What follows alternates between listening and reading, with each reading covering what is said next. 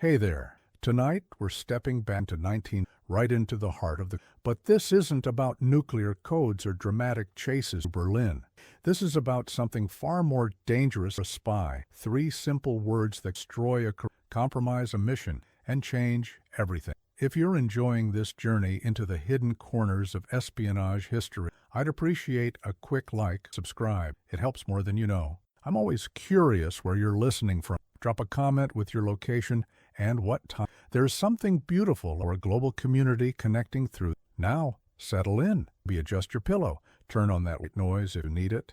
Let's ease into 1960, into a world where love was the most classified. Congratulations, you've just woken up in a modest apartment in West Berlin, 1960. The good news, you're one of the most skilled intelligence operatives in the CIA's European division. The bad news, you're about to discover why they told you never to fall in love. The first thing you notice is the silence. Not the comfortable silence of safety, but the watchful silence of a city divided by concrete and barbed wire. Through your window, you can see the wall, that brutal scar cutting through the heart of Berlin, separating families, lovers, and futures. You're 42 years old.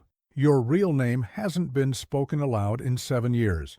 Your cover identity is so thoroughly constructed that sometimes, in the mirror, you barely recognize the person staring back. You work as a cultural attaché at a minor consulate, boring bureaucratic work that provides perfect cover for your actual purpose, recruiting assets, dead drops, and occasionally turning enemy agents. You've been trained to resist torture. You've memorized encryption codes that would take computers years to crack. You've killed, though you don't like to remember those moments, but nothing in your training prepared you for what happened 3 months ago. You fell in love. Let's talk about what they never show you in spy movies, the rules about romance intelligence work during the not the official regulations you'd find in personnel manuals, but the unwritten laws that every operative learned quickly or didn't survive long. Rule number 1. Romantic attachments were operational liability. The moment you cared about someone more than the mission, you became compromised, predictable, vulnerable. You remember your training instructor at Camp Peary, a weathered man named Harrison who'd spent 20 years in the field. He'd told your class, the Soviets don't need to break you with torture. They just need to find what you love and threaten to take it away. That's why the best operatives love nothing but the work. Rule number 2. If you absolutely had to have relationships, they were to be transactional, brief affairs with no emotional investment. Intelligence agencies across the world actually encouraged this, within limits. Physical needs were understood, even accommodated. But emotional attachment, that was forbidden territory.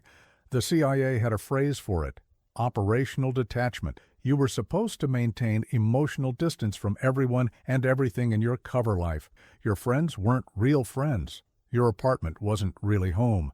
Even your memories had to be carefully curated, separated into what was real and what was legend, the fabricated backstory that supported your false identity. Rule number 3, and perhaps the most important, you never, ever said "I love you" to someone in the field. Those 3 words transformed a manageable situation into a catastrophe. They created expectations, obligations, futures that an operative couldn't promise. They turned a person into a before anyone even knew they were one. Single operatives were preferred for deep cover assignments precisely because they had no emotional anchors. No spouse waiting at home, no children to worry about, no one who would notice if you disappeared for 6 months or never came back at all.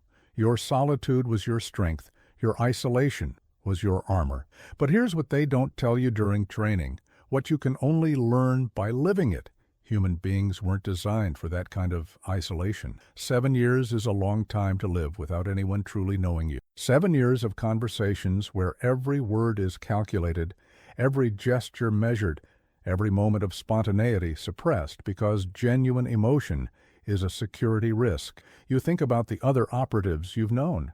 Johnson, who started drinking too much and was quietly recalled to Langley. Martinez, who made a catastrophic error in judgment because she was too exhausted from maintaining her cover to think straight. Reed, who simply walked away one day, abandoning his post, his mission, his entire constructed life because he couldn't do it anymore. The psychological toll of deep cover work wasn't really discussed in 1965. There were no therapists waiting to help you process experience, no support systems for operatives who spent years being someone else. You were expected to be strong, compartmentalized, professionally paranoid, and if you couldn't handle it, there were always other recruits eager to prove themselves. The architecture of a double life. As you dress for the day, you go through the ritual that's become second nature. Every item of clothing has been carefully selected to match your cover identity. The watch is Swiss, but not too expensive. The suit is well made but showing signs of wear, appropriate for a cultural attaché on a government salary. Even your cologne was chosen after consultation with the Technical Services Division, a common European brand that wouldn't stand out, but also wouldn't be memorable. Your apartment reflects the same meticulous attention to detail. Books in German and English line the shelves, all of them actually read so you could discuss them. A few pieces of moderately priced art, the kind a cultured but not wealthy diplomat collect. Photographs of a family that isn't yours, part of your legend, people whose names and histories you know, as well as your real families. The real art of deep cover isn't learning to lie. It's learning to live the lie so completely that it becomes a kind of truth. You don't just pretend to be Friedrich Weber, cultural attaché. You become him. You know his habits, his preferences, his politics, his past. You know that Friedrich's father died in 1943 during the bombing of Hamburg, that his mother remarried a British officer after the war, that he studied at Cambridge before joining the diplomatic service. None of it is true, of course, but you've lived as Friedrich for so long that sometimes you dream in his memories rather than your own. This complete immersion is necessary because you're not just fooling strangers. You're fooling trained intelligence officers from the KGB, the Stasi, and half a dozen other organizations who would very much like to identify and eliminate Western operatives in Berlin. They're watching, always watching. Your mail is read. Your phone is tapped. The cleaning lady who comes twice a week is almost certainly an informant for someone. In this environment, a single slip could be fatal, using the wrong idiom, showing too much knowledge about something Friedrich wouldn't know, reacting with the instincts of your real background rather than your cover identity. The constant vigilance is exhausting in ways that civilians could never understand. And yet, 3 months ago, you made the most dangerous of all, the meeting. Her name is Elena Vasquez, and she shouldn't exist in your world at all. You met at a reception at the French embassy, one of those tedious diplomatic functions you attend as part of your cover. Champagne, canapes, and carefully modulated conversations where every word serves multiple purposes. You were there to make contact with a potential asset, a mid-level Soviet trade official showing signs of financial desperation. She was there with the Spanish cultural delegation, a translator working for their embassy. 47 years old, you learned later. Dark hair beginning to show distinguished threads of silver. Warm brown eyes that seemed to actually see people rather than just looking at them. A quiet elegance that came from confidence rather than fashion. You noticed her because she was standing alone near the window, looking out at the Berlin night with an expression of deep sadness. Something about that unguarded moment of melancholy drew your attention. In a room full of people performing their diplomatic roles, she was simply being human. You shouldn't have approached her. Your target was across the room, and striking up conversations with random diplomats wasn't part of the evening's operational plan. But you found yourself walking over anyway, some part of you that wasn't Friedrich Weber responding to that lonely figure by the window. The view is better during the day, you said in German, then switched to Spanish when you saw her name tag, though perhaps the darkness is more honest about what this city has become. She turned, and you saw her Friedrich Weber reading your name tag, cultural attaché. Do you always open conversations, cheerful observation? Only when I'm trying to make an impression on someone who looks as tired of diplomatic pretenses. And how do you know I'm not deeply fulfilled by canapes and small talk about cultural exchange programs? Because you were standing alone, looking at the wall like it represents something personal rather than just political. The smile faded. My sister lives on the other side. I haven't seen her in 4 years. You should have offered polite sympathy. Moved on. Instead, you said, I understand. There are people I can't see either, different reasons, but the same kind of separation. She looked at you more carefully then, as if hearing something beneath the words. "You're not really a cultural attaché, are you?" Your training kicked in immediately. "I assure you my credentials are completely legitimate. I'd be happy to discuss our upcoming exhibition of—" "No," she interrupted, laughing.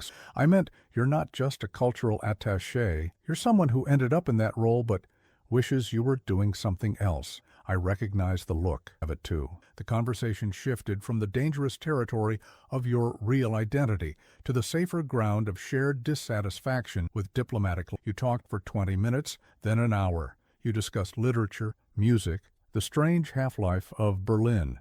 You made her laugh with a story about a disastrous cultural event involving a mistranslated poetry. When you finally left to make your scheduled contact, you realized you'd completely forgotten about the operational purpose of the evening. The Soviet trade official had departed. Your window of opportunity closed. You'd just blown an operation because you were too busy having a genuine conversation with a Spanish translator. That should have been a pleasant encounter, nothing more.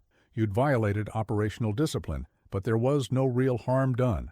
You could report the contact, mention that you'd established a relationship with a member of the Spanish delegation in case she proved useful later. Standard networking, perfectly explainable. But then, 2 days later, you found yourself walking past the Spanish embassy, and 3 days after that, you happened to be at a cafe she'd mentioned she frequented. And a week later, when you ran into her at a gallery opening, you both knew it wasn't entirely coincidental. The dangerous territory. You began seeing each other regularly. Coffee meetings that stretched into long walks through West Berlin, dinners at quiet restaurants where you could talk without shouting over crowds, a concert at the Philharmonie where Karajan was conducting Brahms, and you sat in the dark, aware of her presence beside you in a way that had nothing to do with surveillance or tradecraft. The rational part of your mind, the part trained by the agency, kept screaming warnings. Every meeting was a security risk. Every personal detail you shared gave her potential leverage. Every moment you spent thinking about her was a moment of operational vulnerability. But another part of you, a part that had been silent 7 years, you found yourself laughing genuinely for the first time in years, sharing real thoughts, real reactions, instead of carefully calculating. When she talked about her childhood in Barcelona, you told her stories from your actual childhood in Connecticut. Not Friedrich Weber's fabricated past in Hamburg. You were careful, of course. You didn't reveal classified information or admit your true purpose in Berlin.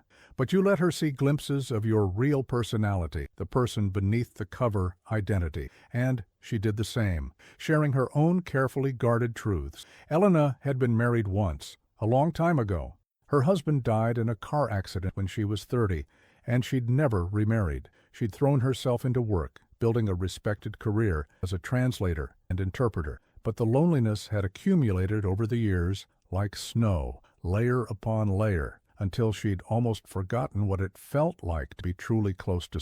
"I thought I was fine," she told you one evening as you walked along the Landwehr Canal. "I have work that I enjoy, friends, a comfortable life. But then I met you, and I realized how much I've been just going through the motions, present, but not really living." You understood exactly what your entire existence was about, going through motions, performing a role. But with her, you felt like you were actually inhabiting your own life again, however briefly, however dangerously. The physical relationship developed gradually, naturally. Unlike the transactional encounters your training had encouraged, this had weight and meaning. The first time you kissed her, standing in the doorway of her apartment as you said goodnight, you felt like you were betraying every operational principle you'd ever learned. The first time you spent the night together, you woke up at 3 a.m. in a cold sweat, certain that you just made a catastrophic, but she was sleeping beside you, her hand resting lightly on your chest, and you couldn't bring yourself to regret it.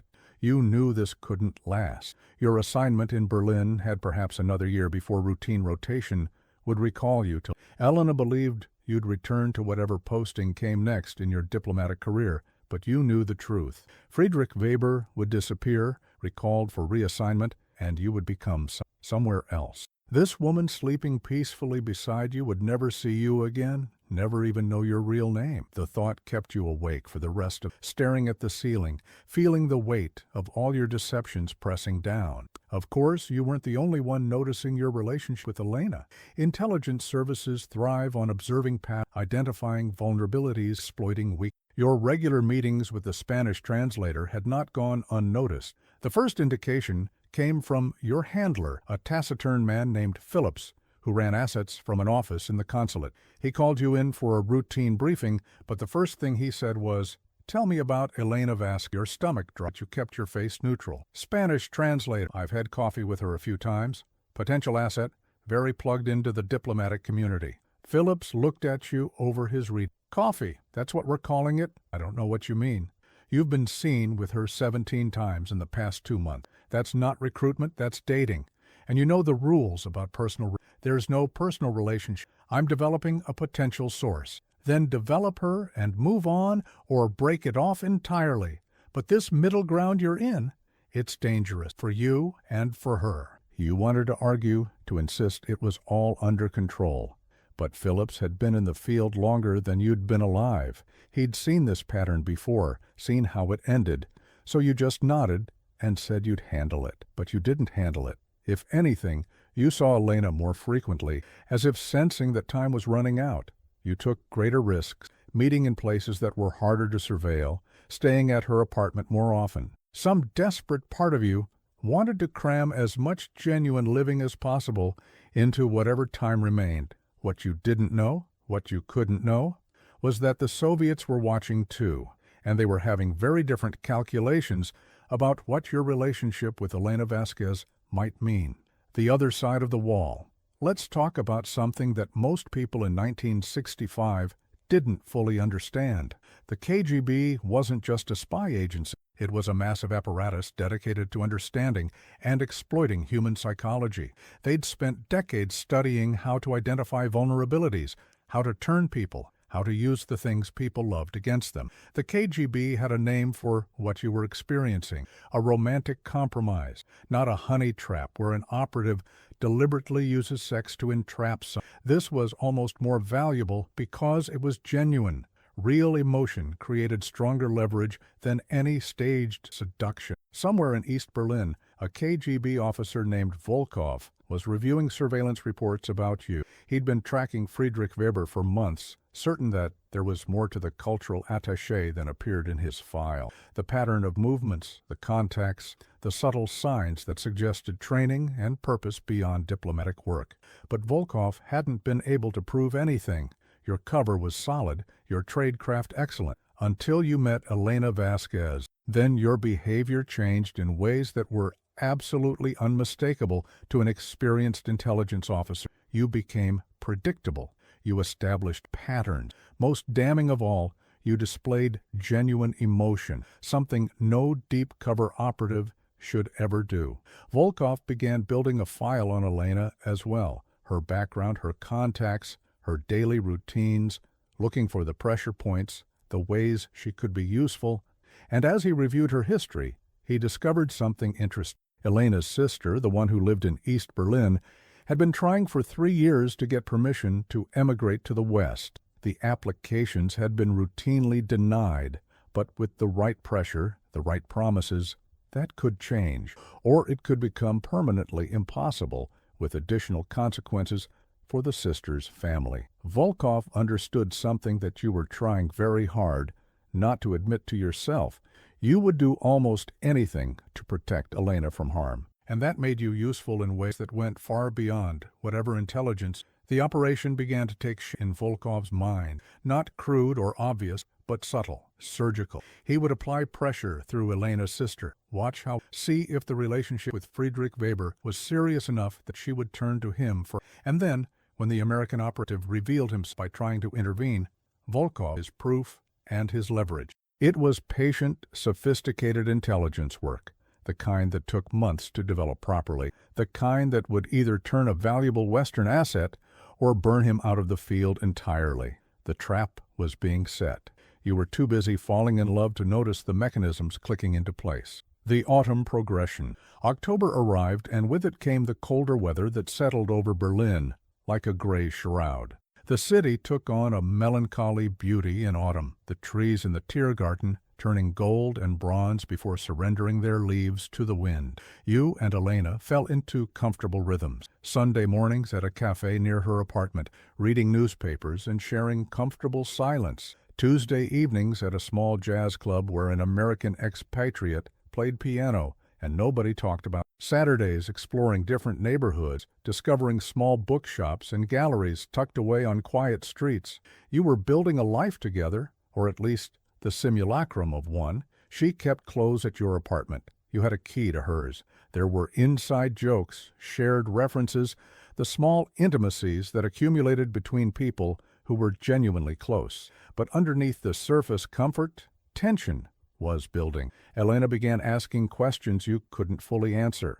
Why did you sometimes disappear for days with vague explanations about consulate business? Why did you never talk about your family back in Germany? Never show her photographs or suggest visiting? Why did you sometimes wake up in the middle of the night, alert and tense, in a way that went beyond ordinary restlessness? You're hiding some one evening, not accusatory, sad. I don't think you're a bad, but there's something you're not telling me, and it creates this distance between us even when we're close. You wanted so badly to tell her the truth, to say, I'm not who you think I am. My name isn't Friedrich Weber.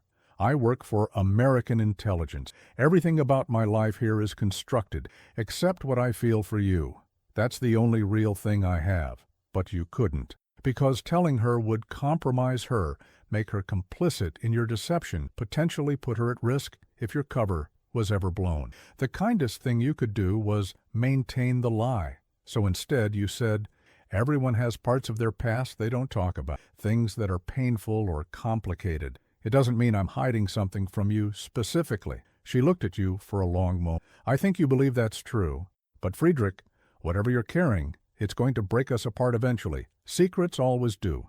That conversation stayed with you for days afterward. She was right, of course. The secrets would destroy this relationship. It was only a question of when and how. Every day you spent with her was just delaying the inevitable ending. Your handler, Phillips, seemed to sense your deteriorating judgment. He started assigning you to more routine tasks, pulling you back from sensitive operations. It was a clear message. You were becoming unreliable, too compromised to be trusted with critical work. Part of you was relieved. They sidelined you completely. Maybe you could run out the clock on this posting without causing any real damage. Finish your time in Berlin, resign from the agency, and figure out how to build a real life, possibly even with Elena, if she'd forgive the years of deception. It was a fantasy, of course. The agency didn't let experienced operatives with years of classified knowledge just walk away. And Elena deserved better than a relationship built on lies, even if you eventually told her the truth. But human beings are remarkably skilled at self-deception, especially when the truth is unbearable. So you let yourself imagine futures that couldn't exist and tried not to count the days remaining. The conversation, the shift in Elena's sister situation, came suddenly, as these things often did in East Germany. Maria Vasquez received notice that her emigration application had been definitively denied. Moreover, there were now questions about her employment at a state publishing, questions that carried implications of political unreliability, the kind that could cost someone their job, their apartment, their children's educational opportunities. Elena was devastated. She came to your apartment late on a Thursday evening, her eyes red from crying. I don't understand. Maria has been a model citizen. She's never been involved in politics, never caused any trouble. Why would they suddenly decide she's unreliable? You held her while she cried, feeling the guilt settle into your bones, because you knew exactly why this was happening. The KGB had identified Elena's vulnerability and was testing it, seeing how she'd react, watching to see if Friedrich Weber would reveal himself by trying to help. You knew the playbook because you'd run similar operations yourself. Find the pressure point, apply calibrated stress, wait for the target to make a mistake or expose a connection that could be exploited. It was textbook intelligence work, and you'd walked straight into it by caring too much about someone in your cover life. Maybe I should go back to Spain. Maria could apply to visit me there. It's not Emma, but at least we could see. You'd give up your position here, your career? What's a career? She pulled back. Wouldn't you do the same for someone you loved? And there it was, the word hanging in the air between you, love.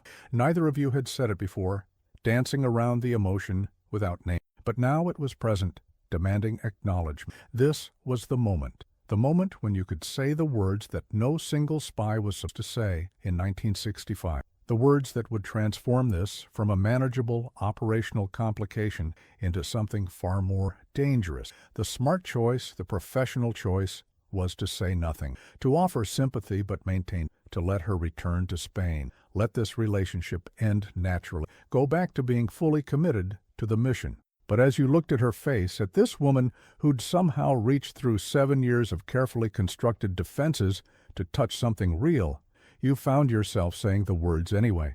I would do anything for someone I love. And, Elena, I love you. Her breath caught. Friedrich, I know it's complicated. I know the timing is terrible, but it's true. I love you. She kissed you then, deeply, desperately, and you held each other in the dim light of your apartment as if you could stop time through sheer force of will. You finally pulled apart, was crying, but differently. I love you too. I have for... Why afraid? Because you're going to leave. Maybe not tomorrow, or your assignment here will end, and you'll go wherever the ministry sends you. I'll probably never see. That's how these... She was describing the standard diplomatic reality, but she had no idea how much more complicated it was. You would leave, but not to an... You would simply cease to exist, Friedrich Weber, and she would never know what had happened to you. The thought was suddenly unbearable. Come with me, you heard yourself. When I leave Berlin, come with me. I'll request a posting where you could work too. We could build a life together. Even as you said it, you knew it was impossible. The agency would never allow it. Your cover couldn't sustain that level of commitment to someone outside the intelligence community. But you wanted so desperately for it to be true that you said it anyway. Elena smiled. You don't mean that. You're being kind, trying to make me feel better. But Friedrich, I'm 47 years old. I know the difference between a beautiful moment and a realistic future. I do mean it. Then ask me again in 6 months, when the emotion of tonight isn't clouding everything. If you still feel the same way, if you still want to build a life together, then I'll say yes. But let's not make promises we can't keep. It was the response of a mature woman who'd experienced loss before, who'd learned to protect herself from the pain of impossible hopes. And it gave you something precious, time, 6 months to figure out how to extract yourself from the agency, how to build a real future, or 6 months to prepare for the ending you both knew was coming. You held her that night, listening to the sound of her breathing and made a decision that you knew was professionally catastrophic, personally necessary. You were going to try to have both, the mission and the woman, the cover and the truth, the life you'd been assigned and the life you... It was hubris, of course. Trained intelligence officers weren't supposed to believe they could outsmart the system. But love makes people believe in impossible things. And somewhere across the city, in an office in East Berlin, Volkov read the latest surveillance report with satisfaction. Friedrich Weber had just said, I love you, to Elena Vas. The American operative was now thoroughly compromised. The real operation could begin. The complication. November brought early snow to Berlin, transforming the divided city into something almost beautiful under a white blanket that temporarily obscured the scars. You and Elena navigated the early stages of acknowledged love, that period where everything feels both thrilling and terrifying. But external pressures were mounting from multiple directions. Elena's sister's situation in East Berlin continued to deteriorate. She'd been demoted at work, and her son had been denied admission to the university, despite excellent grades. Maria's letters, when they came through, were carefully worded to avoid giving censors any ammunition, but the desperation was clear between the lines. Elena became increasingly consumed with trying to help her sister, exploring every official and unofficial channel. She met with East German liaison officers, submitted appeals, even reached out to human rights organizations operating in Berlin. Nothing helped. If anything, the pressure seemed to increase in direct proportion to her effort. You watched this unfold with growing certainty that you were seeing an intelligence operation in action. The KGB was systematically dismantling Maria Vasquez's life, not because of anything she'd done, but because her sister was romantically involved with an American operative. They were creating a crisis that would force Elena to seek help from someone with access to resources beyond normal diplomatic channels. They were waiting for you to reveal yourself. The ethical calculus was excruciating. If you did nothing, an innocent woman in East Berlin would suffer increasing consequences until her life was effectively destroyed. If you tried to help through official channels, as Friedrich Weber, you'd accomplish nothing because a cultural attaché had no leverage in these situations. But if you used your actual intelligence resources to intervene, you'd confirm Volkov's suspicions and burn your cover. And burning your cover wouldn't just end your Berlin posting. It would compromise every asset you had developed, every operation you'd been part of, every piece of intelligence you'd gathered over 7 years. People could die. Not theoretical people, but actual human beings who'd risked their lives to provide information to the West. Your handler Phillips made the agency's position. This is a classic play. They've identified your vulnerability and they're exploiting it. The sister is bait. If you bite, confirm your role and give them leverage over you. The correct response is to do absolutely nothing, even if it means an innocent woman's life is destroyed. Not the mission. You don't know her. You have no obligation to her. Your obligation is to the operations you're running and the people counting on you. And Elena? Phillips sighed. That's why we tell you not to form attachment. This is exactly the situation they create. Break it off with the translator. Complete your time here. Move on. It's the only clean option. But you'd already crossed too many lines to take the dangerous proposal. You began researching carefully, using resources that wouldn't immediately connect back to Friedrich Weber. The diplomatic cables that came through your consulate, conversations with other intelligence or secure lines, information from assets who owed you favors. What you learned was that Maria Vasquez's situation, while dire, wasn't yet irreversible. She hadn't been arrested or officially charged with anything. The harassment was psychological and economic, designed to create pressure without creating a martyr. That suggests the operation was still in its early stages, still calibrated to force a response rather than punish an actual crime. There was a possibility, a slim one, that you could help without compromising yourself. It would require calling in favors, using channels that existed in the gray space between intelligence work and ordinary diplomatic business. It would mean taking risks that violated every operational protocol you'd ever learned, but you might be able to do it. The alternative was watching Elena suffer, knowing you had the power to help, but choosing the mission over the person you'd claimed to love. And you'd said those words, "I love you." You'd meant them. Now you had to decide what they actually signify. On a cold evening in mid-November, you laid it out for Elena as carefully as you could. "I might be able to help your sister." She looked up from the letter she'd been rereading. One of Maria's careful notes said so. "How?" "You're a cultural attaché. What could you possibly do?" "I have contacts, people who owe me favors. I can't guarantee anything, but I might be able to apply some pressure, get her situation reviewed by different officials." "Contacts." Elena studied your face. "What kind of contacts does a cultural attaché have that could influence the East German bureaucracy?" This was the moment. You could deflect, keep the cover intact, maintain the lie, or you could give her enough truth to make an informed decision about what you were proposing. The kind of contacts you develop when your job involves more than organizing exhibitions, cultural exchanges. Stretched. Elena set down the letter. "I suspected something like that. You're too careful, too alert. You watch people the way people... Are you intelligence?" You didn't confirm or deny, which was its own form of answer. "And if you help Maria, working through the implication, you'll expose them." "Is that what you're offering?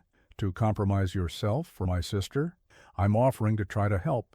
There might be ways to do it that don't burn everything. But yes, there are risks. What happens to you if you're exposed? At best, I'm recalled immediately and my career is over. At worst, this is Berlin during the Cold War. People disappear sometimes." Elena stood up, walking to the window. The snow was falling again, and from this height you could see the lights of East Berlin across the wall. A different world just a few miles away. She stood there for a long time, and you let her think. Finally, She turned back to you. I can't ask you to do this. You're not asking, I'm offering. You barely know Maria. You've never even met her. Because I love you, and I can't stand watching you hurt. Able to help. Those words again. Her voice was, do you understand what you're saying? Do you understand what you're proposing to give up? I've spent 7 years being someone Maybe it's time to figure out who I actually am when I'm not performing a role. She crossed the room and took your hands. And if I say, don't do it, if I say Maria's situation is heartbreak but not worth destroying your life over, then I won't. Why, would you resent me for that? Would you wonder years from now if you should have acted? It was a fair question. The truth was, you didn't know. This situation had no good options, only different forms of damage. But you were tired of calculating everything in terms of operational advantage and strategic priorities. For once, you wanted to make a decision based on human values instead of intelligence tradecraft. I can't predict how I'll feel years from now. But right now, in this moment, I want to try to help. Not because of guilt or obligation, but because love means something, or it should. It means you act even when it's dangerous or foolish. It means the other person's pain becomes your pain.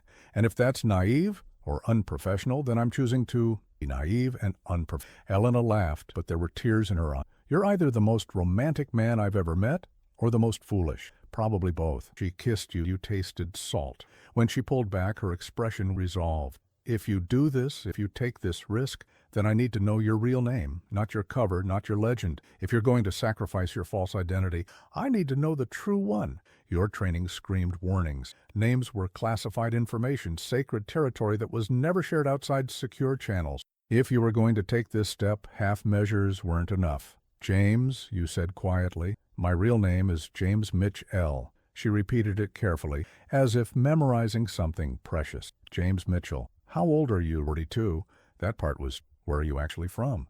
Connecticut originally. Small town you've never heard of. Are you really a good person, James? Or have I fallen in love with someone who does terrible things in the name of national? It was the question you'd been asking yourself for years. I don't know. I've done things I'm not proud of. I've lied to people who deserved better. I've made decisions that benefited the mission at the cost of individual. But I've also tried to do more good than protected people. I've tried to choose the less cruel option when I had choices. That's the best answer I can give. It's honest, at least. Elena smiled sad. What happens now, James Mitchell? Now I make some calls, pull some strings, see if I can help your sister without completely destroying everything. And then we wait to see what consequences. That depends on whether you can love someone whose life has been built on lies, even if the feelings were real. She touched your face gently. I think I can. I think I already do. But James, promise me. What? No more secrets between us. Whatever happens, whatever you've done or have to do, be honest with me. I can handle difficult truths. What I can't handle is being kept in the dark by someone who claims to love me. It was more than more than operational security, but you'd already crossed so many lines that one more seemed almost insignificant. No more secrets, you agreed. At least, no more between us. It was a promise you hoped you could keep, even as you knew the world you operated in made honesty a luxury that few could afford. The intervention, the next week, was a study in careful, calibrated action. You couldn't move too quickly or too obviously, but you also couldn't let Maria Vasquez's situation deteriorate further while you planned. Your first call was to an asset in the East German Trade Ministry, someone you'd been cultivating for 2 years who had access to internal personnel files. You framed it carefully. A favor for a Western business contact worried about an employee's sister. Nothing that would immediately flag as intelligence-related.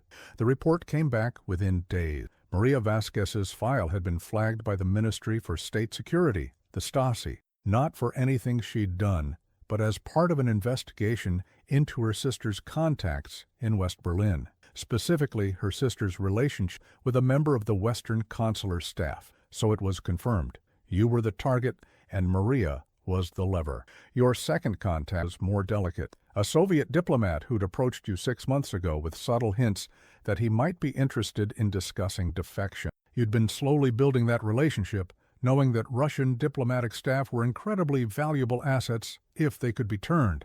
Now you accelerated the timeline, You arranged a meeting in a safe location, a jazz club where the music was loud enough to cover conversation and the clientele was too absorbed in the performance to notice two men talking quietly in a corner booth. I need a favor. His name was Konstantin, though that probably wasn't real either. There's a woman in East Berlin, Maria Vasquez. She works for a state publishing house. The Stasi has flagged her file as part of an operation targeting her sister in the West. Konstantin sipped his vodka carefully. Why would this matter to me? Because the operation is being run by KGB, not Stasi, an officer named Volkov. And if I'm reading the situation correctly, he's using resources without proper authorization from his superiors. The Stasi doesn't appreciate being used as a tool for KGB internal politics. That got his attention. The intelligence services of the Soviet sphere were notorious for internal rivalry and territorial disputes. If Volkov was indeed running an unauthorized operation, there were people in both the KGB and Stasi who would be very interested in that information. What do you want? I want Maria Vasquez's file unflagged. I want the pressure on her to stop. In exchange, I can provide you with documentation of Volkov, including evidence that he's using Stasi resources without proper coordination. That information would be valuable to your people. Konstantin studied you carefully. And how would you have access to documentation of a KGB operation? Because I'm the target. They're putting pressure on a Spanish translator's sister to get to me, which means Volkov thinks I'm intelligent, probably American. He's trying to prove it by creating a situation where I'd have to expose myself to help someone I care about. And you're doing exactly, which means either you're very foolish or you have a plan that I'm not seeing yet. Possibly both.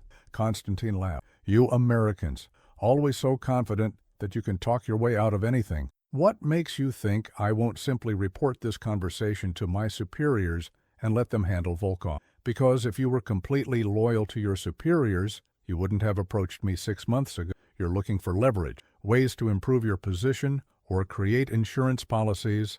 I'm offering you both. Information that makes you valuable to your organization, and evidence that you've successfully identified and reported an unauthorized Western operation. Young, at the cost of your cover.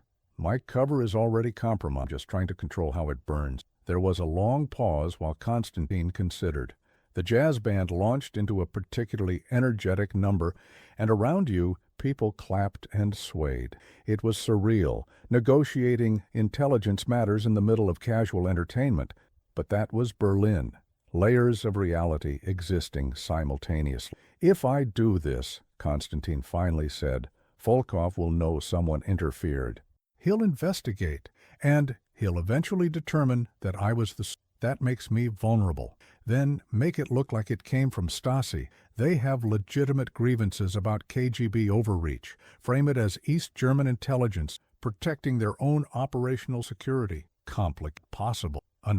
There would need to be something beyond just the documentation of Volkov's and there it was, the real negotiation. Konstantin wasn't just interested in exposing a rogue KGB operation. He wanted something that would benefit him personally. What did you have in mind? I want a guarantee. When I'm ready to leave, and I will leave eventually, I want to know that there's a place for me, not just asylum, but real assistance, a new identity, financial support, protection. That's beyond what I can promise on my own authority. Then get authorization. I'll wait a week. If you can deliver that guarantee, I'll handle Volkov's operation and your woman's sister. If not, we part ways and pretend this conversation never happened. It was a steep price, but not unreasonable given what you were asking. Defector support packages required approval from senior intelligence officials, medical evaluations, security clearances. A week was actually a very short timeline, but you nodded. I'll make it happen.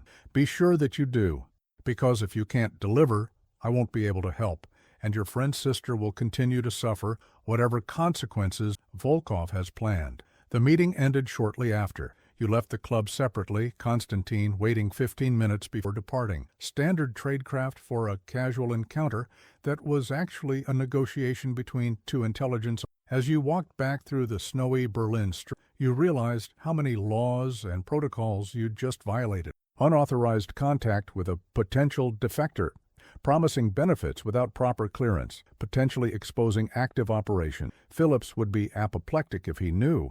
but you'd also potentially found a way to help Maria Vasquez while simultaneously developing a valuable Soviet asset. It was messy, complicated, full of risks, but it was something. You just had to sell it to Phillips and, through him, to the senior officers at Langley who could authorize the defector package Constantine required. That was going to be the truly difficult. The confession Phillips's office was sparse and utilitarian, the kind of room designed for functional conversations rather than comfort. He listened to your proposal without interrupting, his expression growing progressively more incredulous. When you finished, there was a long silence. "Let me see if I understand correctly," he finally said. "You want authorization to offer a defector package to a Soviet diplomat because you need his help to intervene in a Stasi harassment campaign against the sister of the Spanish translator you've been romantically involved with, the same translator I explicitly told you to break off contact with." "That's accurate. And the reason you need to intervene is because the harassment is actually a GB operation designed to prove that your intelligence by seeing if you'll expose yourself to help." "Correct. So your solution to being targeted by a KGB operation is to confirm everything they suspect by conducting a complex counter-operation that violates approximately 15 different protocols? When you put it that way, it sounds worse than it is." Phillips rubbed his temples. "James, I've been in this business for 23 years. I've seen officers burn out, go native, lose perspective, but this might be the most comprehensively catastrophic judgment failure I've witnessed. I'm aware it's not ideal." "Not ideal? You've compromised your cover, potentially endangered active operations, and now you're asking for authorization to recruit a defector in order to help the family member of your unauthorized girlfriend. Do you understand that I should recall you immediately?" "Yes." "Do you understand that this could end your career and possibly result in criminal charges for violating security protocols?" "Yes." "Then explain to me why I shouldn't pick up this phone right now and have you on a plane to Langley by tomorrow morning." Preparing for this question, but the honest answer still felt inadequate because the operation Constantine described is legitimate. Volkov is running an unauthorized op that's creating friction between KGB and Stasi. That's valuable intelligence, and Constantine himself is a potential asset with access we've been trying to develop for years. The defector package would be a worthwhile investment even if there wasn't a personal element. So you're telling me this is good intelligence work that just happens to coincidentally help your girlfriend's sister?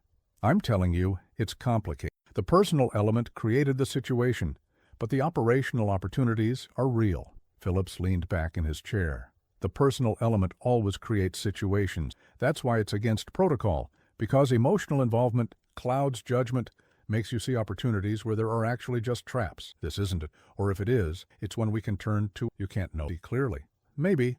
But I'm asking you to trust that I still know what I'm doing. Trust? Phillips. "James, you've just told me you violated direct orders, compromised your cover, and revealed your real identity to a civilian. Trust is not something you've earned in this conversation." The words stung because they were true. You'd violated Phillips's, the agency's, the fundamental trustworthiness that was supposed to be the foundation. "You're right," said quietly. "I've made mistakes, serious ones, but I'm asking you to let me try to salvage something from this. Let me work with Constantine, get Maria Vasquez out of immediate danger.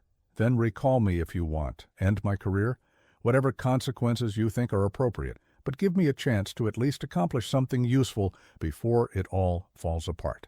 Phillips studied you for a long time. Why?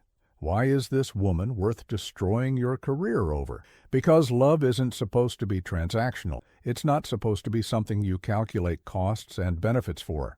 I spent 7 years being professionally paranoid, emotionally detached, treating every human connection as a potential threat or opportunity. And it was lonely in ways that I don't think civilians can understand. Elena made me feel human again. She reminded me why this work matters, because we're supposedly protecting people's ability to live, to love, to build lives that matter. And if I can't even protect one woman's sister without compromising everything, then what's the point of any of this? The point is national security, strategic advantage, keeping America safe. From what? From the Soviets? Fine. But individual people in East Berlin aren't the enemy. Maria Vasquez isn't a threat to national security. She's just a woman trying to live her life who got caught in an intelligence game she doesn't even know she's part of. If we can't find ways to help people like that, then we're not the good guys. We're just the other side's mirror image, using people and breaking lives for abstract strategic goals. Phillips was quiet for a moment. When he spoke again, his voice had lost some of its harsh edge. You really believe that? I do. Then you've definitely been in the field too long. That kind of idealism doesn't survive contact with reality. It shouldn't have to. There pause. Then Phillips picked up his phone. I'm going to make some calls. I'm not promising anything, but I'll present your proposal up the chain. The defector package will need clearance from division level at minimum. That will take more than a week. Constantine said, I know what he said. I'll try to expedite it. But James, understand something. If I go to bat for you on this and it turns out you're wrong, if this blows up and compromises other operations or gets people hurt, I'm going down with you. So I'm taking on your risk. That means you owe me absolute honesty from this point forward. No more surprises. No more unauthorized initiative. You follow orders precisely, or I pull the plug immediately. Clear? Clear. And regardless of how this plays out, your time in Berlin is over. Even if we successfully work with Constantine, even if Maria Vasquez's situation improves, you're burned here. Your cover is compromised, your judgment is questionable, and your relationship with a foreign national makes you a permanent security risk. You'll be reassigned, probably to a desk at Langley where you can be monitored. Best case scenario, you get to finish your career pushing. Worst case, you're facing disciplinary action or criminal charges. You prepared for that? Yes? Yaba? And the translator? Elena? What happens to her? That was the question that kept you awake at night. I don't know. If I survive this with my career intact, even in a diminished form, maybe we can figure something out. If not, you shrugged. Then I guess she'll find out that the man she loved never really existed. That's a terrible outcome. Yes, it is. But it's the outcome that happens when you break protocol and form real attachments. I went into this with my eyes open. She didn't. That's on me. Phillips studied you one more time, then nodded. I'll make the calls. Go back to your apartment. Stay away from Elena for now. We don't need her more involved in this than she already is. And James, try to remember that you were a damn good officer before this happened. It would be a shame if this one mistake defined your entire career.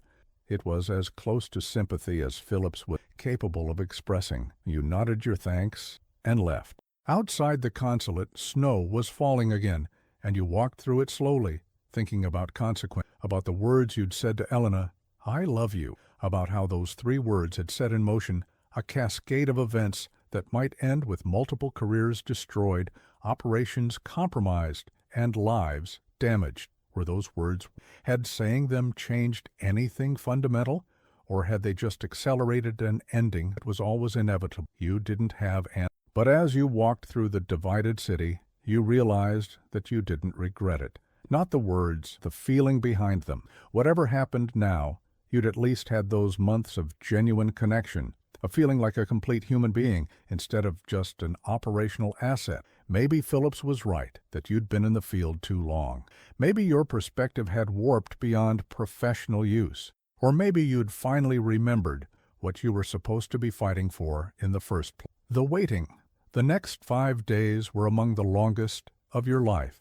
You stayed away from Elena, as Phillips had ordered, sending only a brief message that you were handling some complex diplomatic work and would be in touch soon. It was thin, unsatisfying, but you couldn't risk involving her further. Meanwhile, Phillips worked his channels up the chain of command. The request for a defector package required approval from multiple levels: Division Chief, European Directorate, and possibly even the Deputy Director, depending on the perceived value of the. Each level would review the proposal, assess the risks and benefits, consult with other sections about ongoing operations. That it was bureaucracy, but necessary bureaucracy given what was at stake. You tried to maintain your normal Friedrich Weber, attending diplomat, handling cultural exchange paperwork, acting as if nothing had changed. But you knew you were being watched more carefully by your own people. Volkov would have noticed the changes and you'd stopped seeing Elena, become more careful in your movements. That would tell him something was developing, that his operation had achieved its purpose of making you react. On the 3rd day, Konstantin sent a brief message through a dead drop. Time is running, pressure increasing. Maria Vasquez had been formally suspended from her job, pending review of her political reliability. Her son had been expelled from school. The systematic destruction of her life accelerating. On the fourth day, Phillips called you in again. We have preliminary approval for the defector package. Division is willing to authorize it based on Konstantin's access and potential intelligence value. But there are conditions. What conditions? First, Konstantin provides proof of the Volkov operation before we formalize anything. We need to verify that this isn't a dangle operation, that he's actually providing legitimate intelligence. Reasonable. Second, you're officially recalled to Langley, effective immediately. Someone else will handle the actual defection when Konstantin is ready. You won't be involved in the operational details. That stung, but you'd expected it. Who's taking over? Harrison. He's flying in tomorrow. Harrison, your original instructor from Camp Peary, the man who'd taught you that operatives should love nothing but the work. There was a certain irony in him being the one to clean up your mess. And me? You're on a flight Saturday morning. Between now and then, you brief Harrison on everything you know about Konstantin, about Volkov's operation, about the assets and contacts you've developed in Berlin. Then you go home and wait to find out if you still have a career. What about Elena? That's your personal business now. You've got 48 hours to decide how to handle that situation. 48 hours to explain 7 years of deception to someone you'd claim to love. To tell her that Friedrich Weber was disappearing and that James Mitchell would be returning to America, possibly to face disciplinary action. To find out if what you'd built together could survive the truth, or if it had always been built on foundations too fragile to last. You called her that evening. Can we meet? There's something I need to tell you. Is it about Maria? Did you find out something? Among other things. Please, Elena. It's important. She agreed to meet at your apartment. As you waited for her to arrive, you tried to organize what you'd say, how you'd explain. But there was no good way to tell someone that your entire relationship had been built on lies, even if the feelings were. When she arrived, she could see immediately that something was wrong. James? What's happened? You told her your real name at least. That was something. Sit down. This is going to take a while. And then you told her not the classified the truth about who you were, you'd been doing, and why you'd been able to. You watched her, she processed, seeing the realization dawn that nothing about your relationship had been. So Friedrich never existed. Friedrich was a cover identity. But the person you got to know, the person who fell in love with you, that was real. That was me.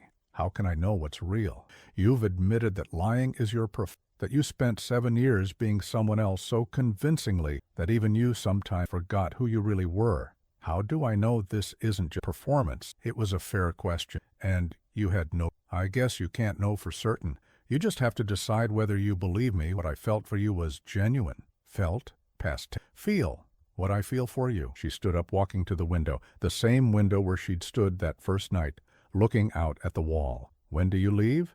Saturday morning. 2 days. Yes. And then James Mitchell disappears too, just like Friedrich Weber. You go back to America, and I never see you again. It doesn't have to be that way. When this settles down, when I know what my situation is, I could what? Yourself? Take up residence in some city where you can visit me on weekends? Or were you imagining I'd give up everything and follow you to America to be with a man I barely know? You know me better than anyone has in 7 years. Know a performance. Maybe it was a performance you believed in. Maybe the feelings were genuine, but it was still based on deception. Every conversation we had, you were filtering what you said, calculating what you could safely reveal. That's not intimacy. That's just sophisticated lying. You're right. You're absolutely right.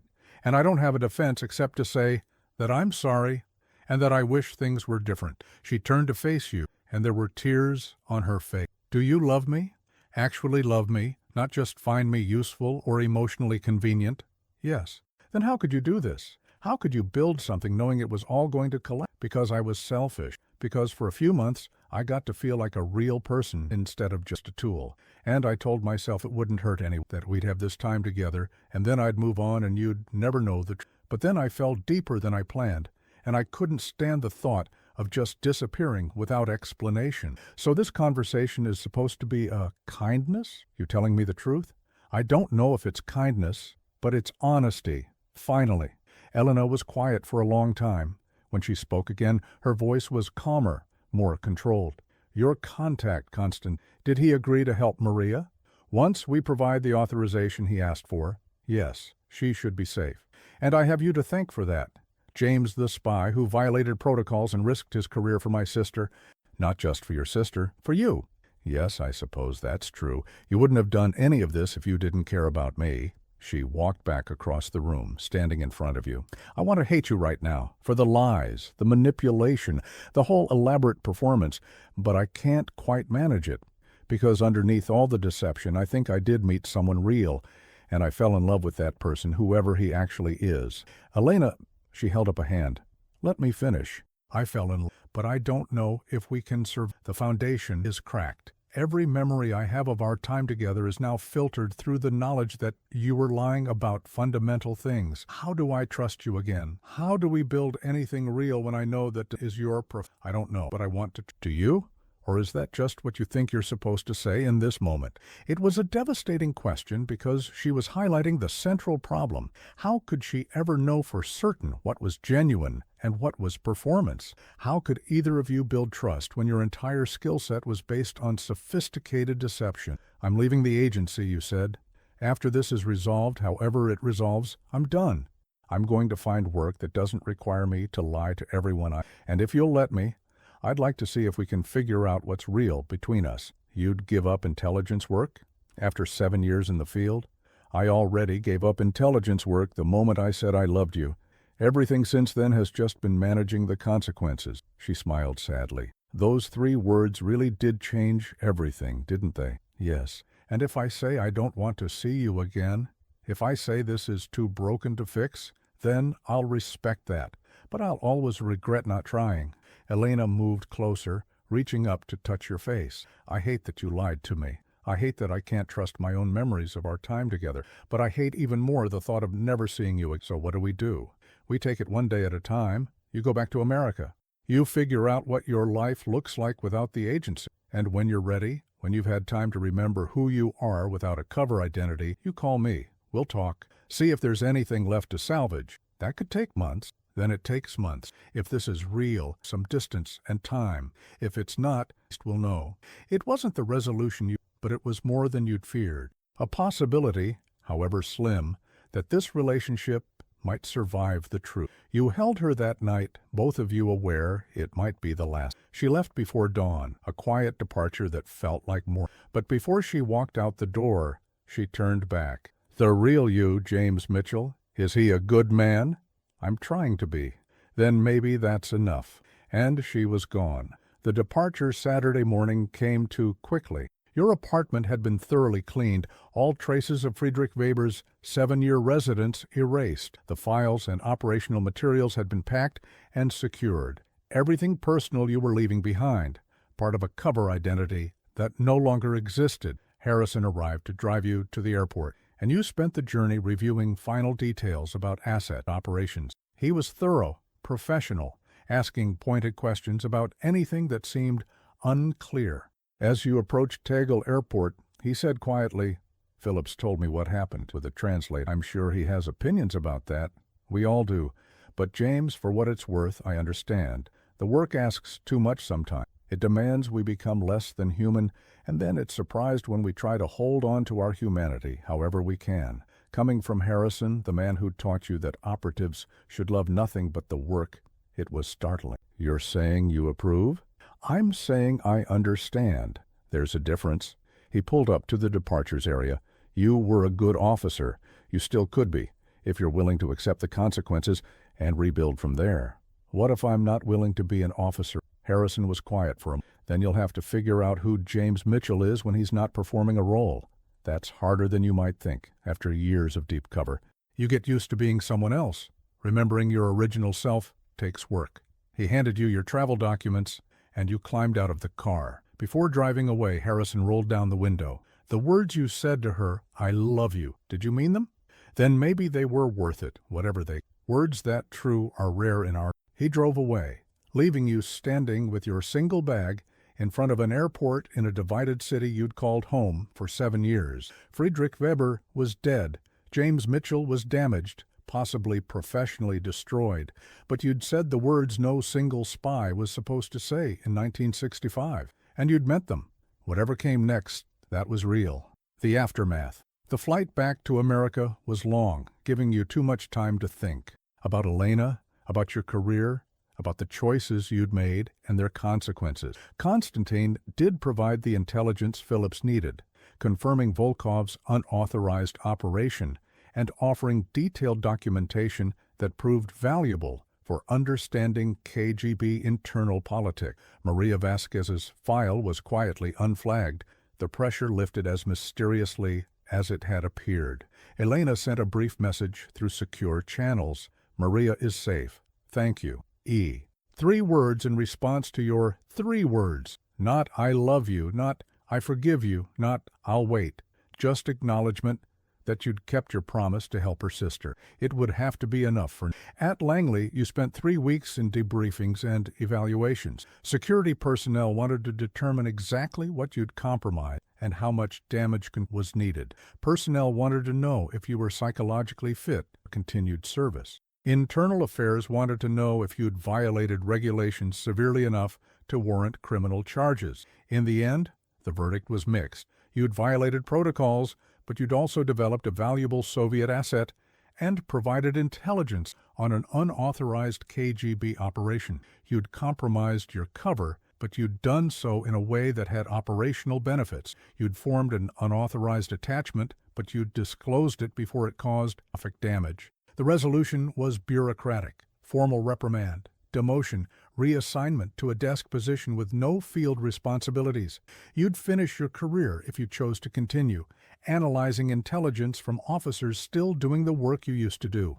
It was exactly the outcome Phillips had predicted. Not fired, prosecuted, but permanently grounded. Your days as an operational officer, you accepted it without argument. The alternative was resignation, and the pension and benefits from 15 years of service were worth the humiliation of desk work. Besides, you were tired of lying, tired of watching your back, tired of calculating every interaction for operational advantage. You rented a modest apartment in suburban Virginia, bought furniture like a normal person, civilian furniture that reflected personal taste rather than cover requirements, developed routines that weren't designed to facilitate surveillance or maintain legend, started remembering what it felt like to be yourself without performance. It was harder than you'd expected, what Harrison had warned about.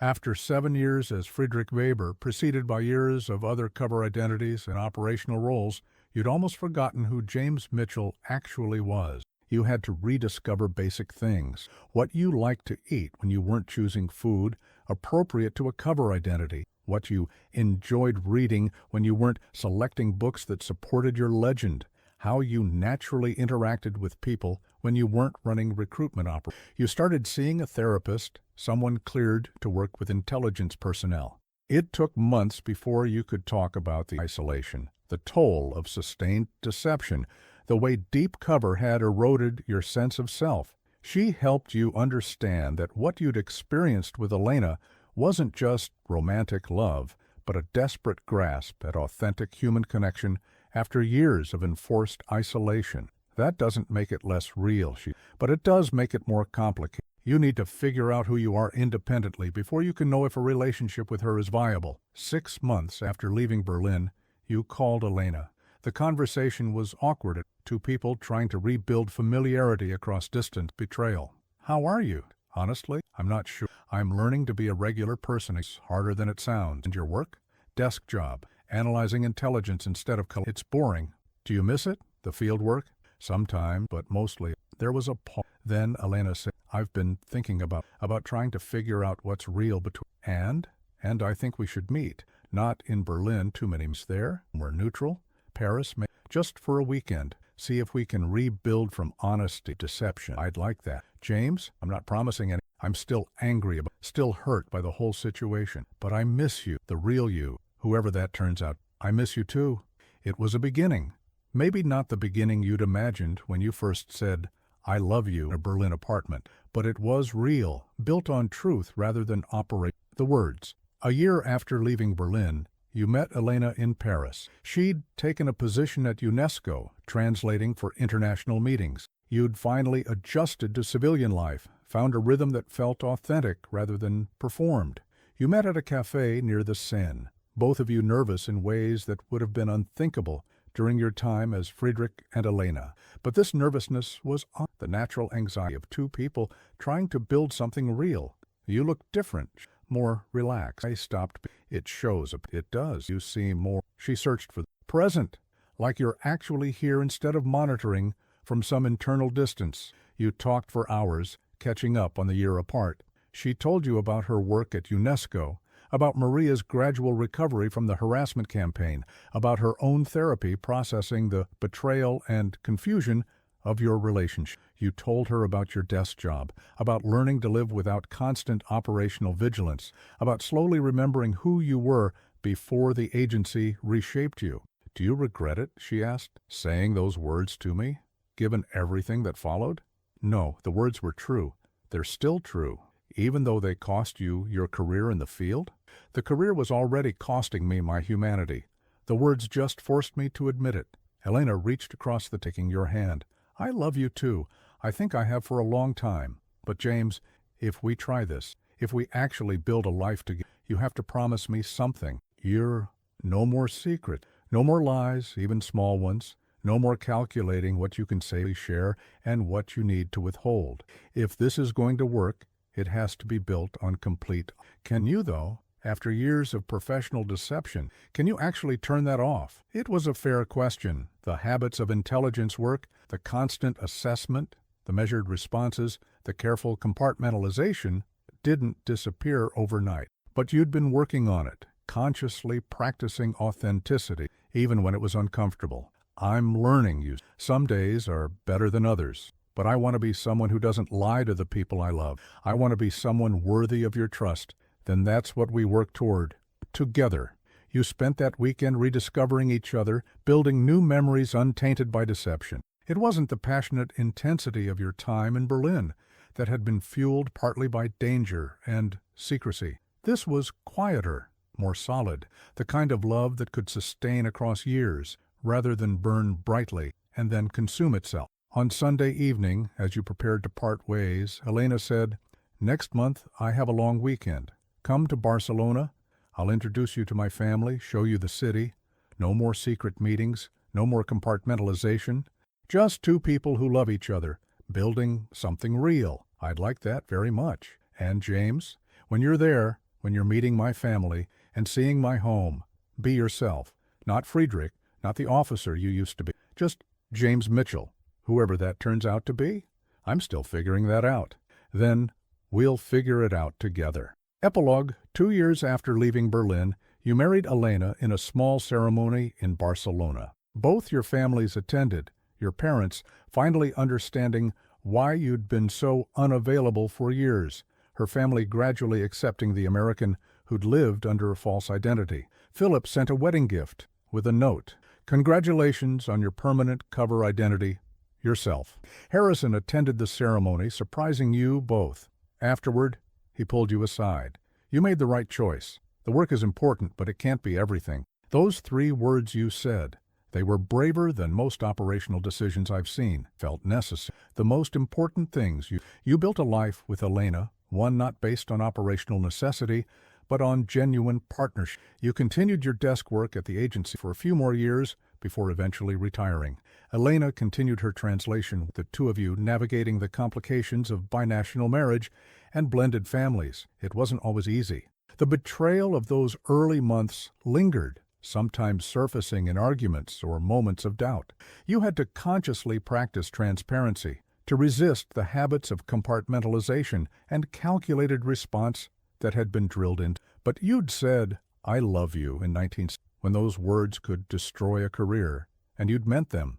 That truth anchored everything that followed, the consequences, the complication, the slow rebuilding of trust. Years later, giving a toast at your 20th wedding anniversary, you found yourself reflecting on how 3 words had changed everything, how acknowledging love had been simultaneously the most professionally catastrophic and personally necessary decision of your life. In 1965, you said to the gathered friends and family, there were words that intelligence officers weren't supposed to say. Words that represented vulnerability, compromise, the dangerous intrusion of human emotion into professional calculation. I said those words anyway, and I've never regretted it. Elena squeezed your hand, and you saw in her eyes the reflection of 2 decades built on the foundation of that honest declaration. 3 words that had cost you a career but gained you a... I love you, you said again in front of everyone. I love you still, always. Dolls. And this time, there were no consequences. Novo capítulo. The Prague winter. Inserido pause the aftermath. Iunch to epilogue. The Prague winter, 3 months after your debriefings at Langley, the phone rang at 2 a.m. You'd been a civilian long enough that the sound jolted you awake with genuine alarm rather than operational alertness. The voice on the other end was Phillips. I know you're out of the... I know you're done. But I need to ask you something, and I need you to think carefully before you answer. You sat up in bed, the Virginia winter cold seeping through the thin walls of your apartment. What is it? Constantine is ready to come out. He's requesting you specifically to handle the extraction. Your stomach tightened. I'm not operational anymore.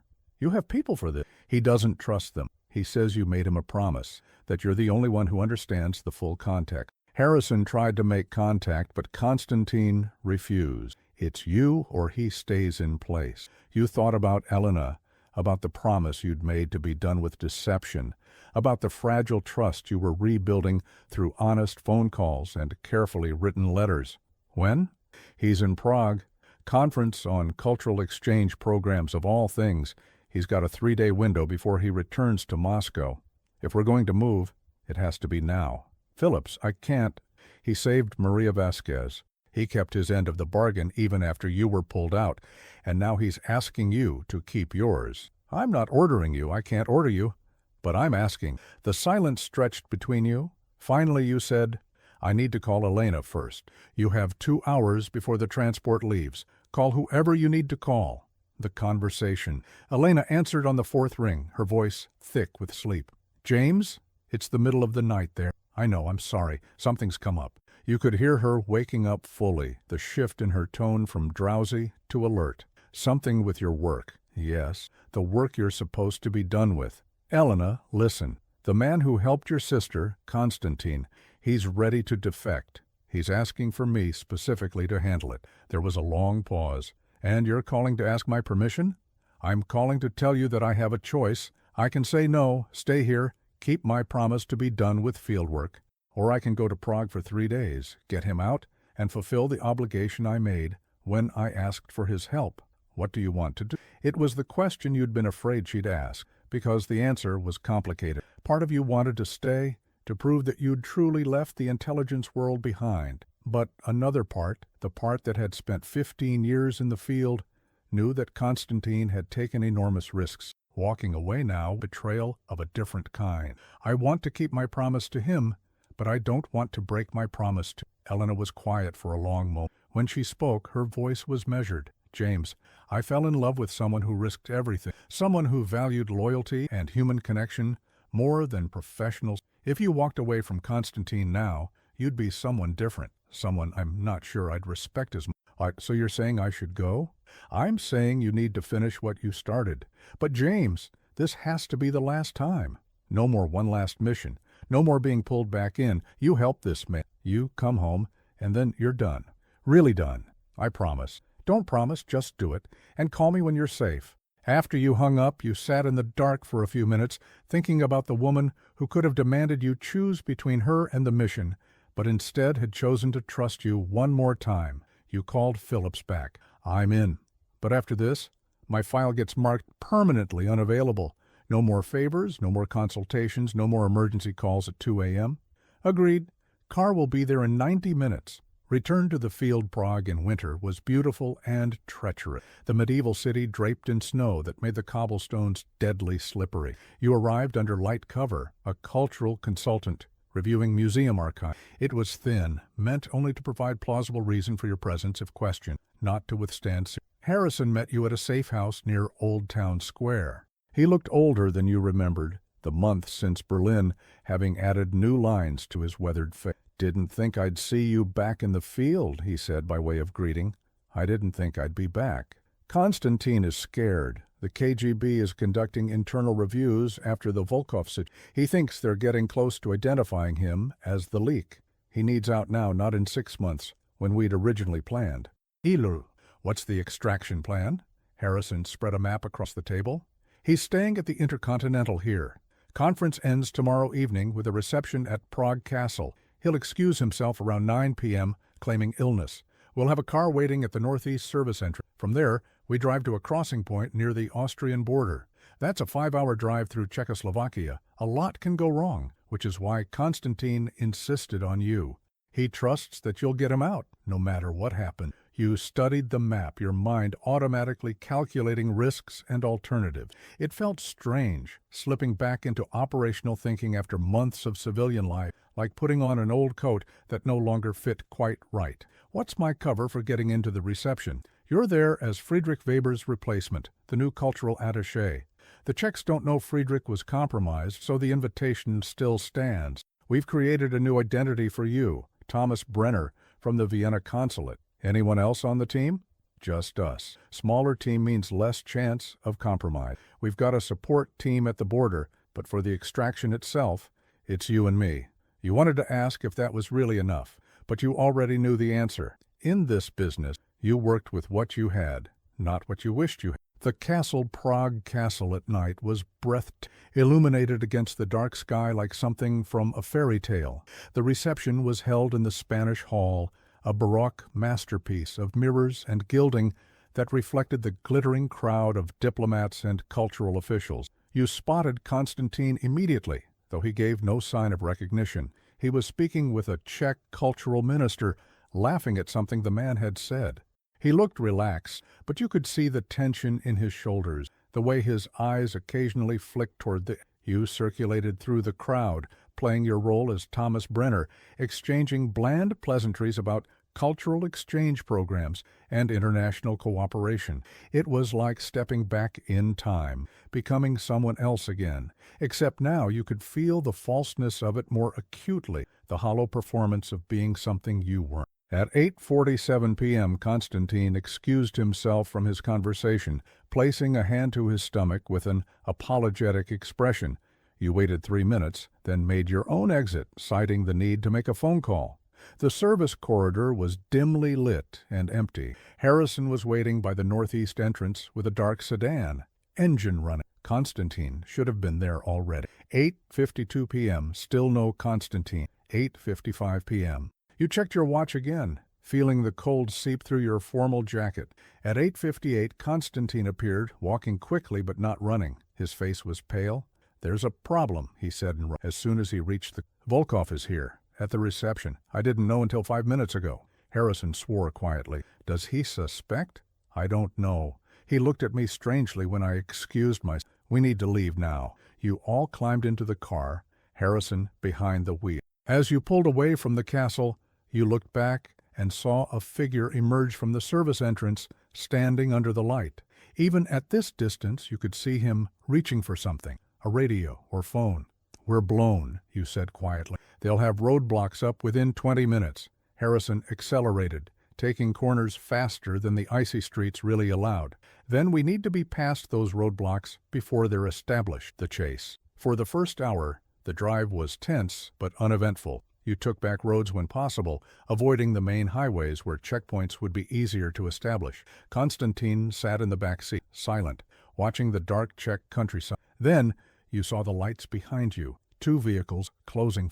"Company," Harrison, pressing the accelerator. The pursuit was nothing like Hollywood car chase. It was cold and professional, 2 teams of trained operatives trying to outmaneuver each other on dangerous winter roads. Harrison was skilled, but the pursuers knew the territory better. "Options?" Harrison asked tersely. You studied the map by dashboard light. "There's a village ahead, Nove Mlini. If we can lose them in the streets, there's a secondary road that cuts through the forest. It's rough, but it would buy us time." "Do it." The village was small and dark, most residents long asleep. Harrison killed the headlights and navigated by moonlight reflected off, taking turns at random trying to shake the pursuit. For a few moments, it seemed to work. Then headlights appeared in the rearview mirror again. Closer this time. They're not going to let us go. Volkov knows what he'll want me dead or captured, not just you turned in your seat to look at him. Then we make sure that... But the situation was deteriorating rapidly. More lights appeared ahead. A roadblock, hastily established, but effective. You were boxed in. Harrison pulled the car to a stop. We're out of good options. This was the moment where everything could fall apart, where Konstantin could be captured, where you and Harrison could be arrested or killed, where the entire operation could end in catastrophic failure. You thought about Elena, about the promise you'd made to come home, about the life you were trying to build, the person you were trying to become.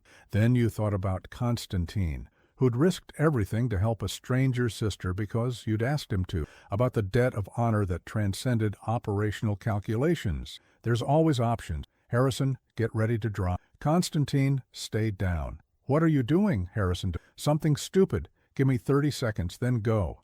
You walked toward the roadblock, hands visible, projecting confusion rather than... The Czech officers approached cautiously, weapons drawn but not aimed.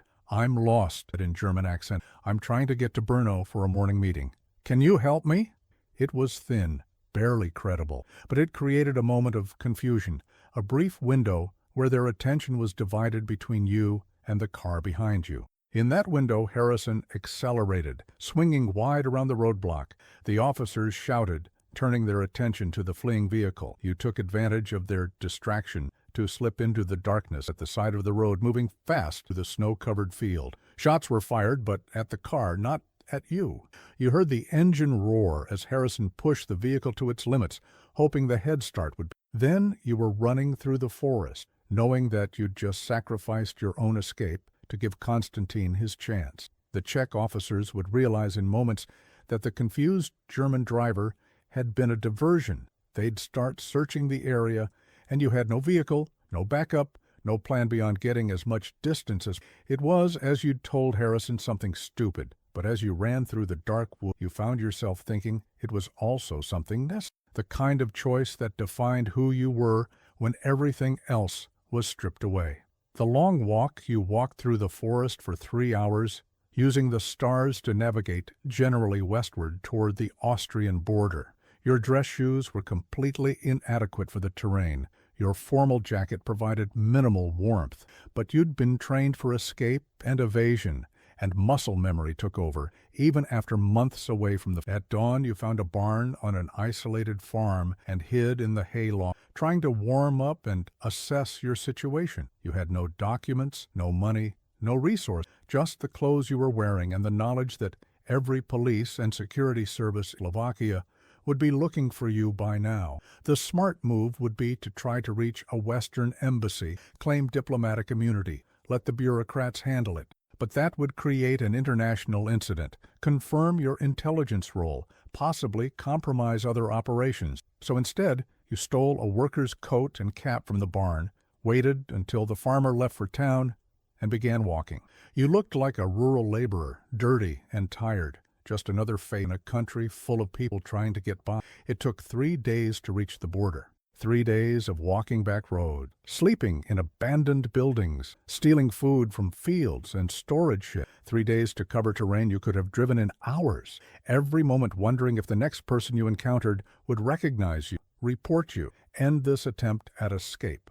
On the 3rd night, you reached the border zone. The actual crossing was heavily guarded, impossible to breach directly. But you'd spent years studying border security, and you knew that even the most vigilant systems had gaps. You found one near a small stream, a place where the fence had been damaged by fallen trees and hastily repaired. It wasn't much of an opening, but it was enough. At 2 a.m., no dramatic, no gunfire, a cold, exhausted man crawling through mud and snow to reach. The Austrian border police found you an hour later, hypothermic, and you gave them a name. Not Thomas Brenner, not Friedrich Weber, not even James Mitchell, a code name that would alert the right people at the U.S. Embassy. 2 days later, you were on a plane back to America. Phillips met you at the airport, taking in your haggard appearance with something that might have been respect. Konstantin made it. He's already being debriefed. The intelligence he's providing is exceptional. worth every risk. And Harrison? Shaken up but fine. The car took some damage, but they got through. You buying them time made the difference. You nodded, too tired to feel much of anything. My file, you promised. Already done. As far as the agency is concerned, you're permanently retired. This operation never happened. You were never in Prague. Good. Phillips handed you an envelope. Inside was a plane ticket to Barcelona and a brief note in Elena's handwriting. Come home. Fi spongy. The return Elena met you at the Barcelona airport, and you saw her face shift from relief to concern as she took in your appearance. You'd cleaned up, but the 3 days in the field had left marks that went deeper than physical exhaustion. She didn't ask questions until you were alone in her apartment, sitting with tea as the Spanish sun streamed through the windows. Was it worth it? She finally said. He's safe.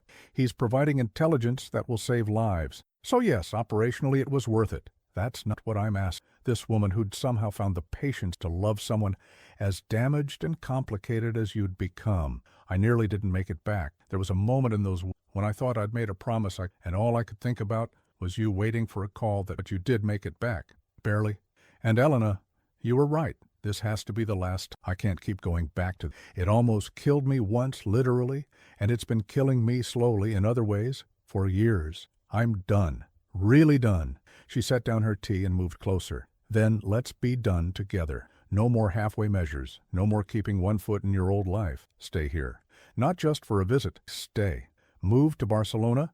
Build a real life. Let James Mitchell be an actual person instead of just another cover identity. What would I do here? I don't speak Spanish well enough to work, so learn. You learned German well enough to pass as a native. Learn Spanish, or teach English, or work with your hands. Does it matter what you do as long as it's real? It was terrifying, the idea of completely leaving behind the only professional identity you'd known for 15 years. But it was also liberating. I'd like that, to just be a person with you.